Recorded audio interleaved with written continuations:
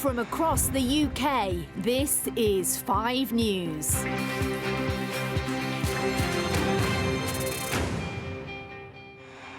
Now, imagine you go into hospital for a life-altering operation, putting your trust in the hands of a surgeon, and it all goes wrong. It sounds harrowing, doesn't it? But that's the reality with some of the patients of Professor Sam Eljamel. Mr. Eljamel worked at a hospital in Dundee, leaving many of his patients with serious injuries after botched operations.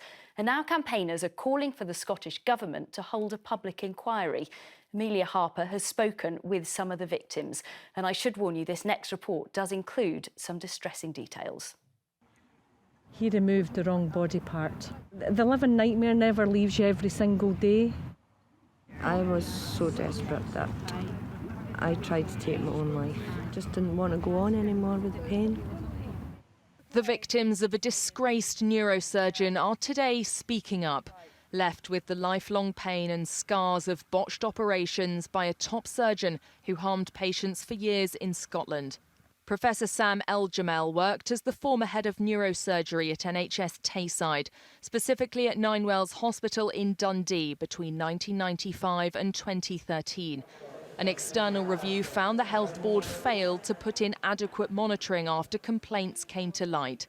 I went in with a sore elbow and he convinced me that it was coming from my neck. And instantly after the operation I said, there's something wrong. My hands are numb, my feet are numb. That shouldn't be like that. And 12 years on, I'm stuck like this. Still nerve damage. I want answers. Now, campaigners, including his victims, are urging the Scottish Government to find out what happened to them. We need a public inquiry! In 2013, Professor Eljamel was placed under 3 months of indirect supervision after a complaint, but he continued to operate on 111 patients, potentially exposing them to harm. Professor Eljamel removed my tear gland instead of my rare brain tumour, lied about it and tried to cover up. And I feel my human rights have been violated and I actually feel raped. I have currently 150 patients have approached me that are suffering life-changing injuries. I think there's going to be far more than the 150 patients that have already approached me.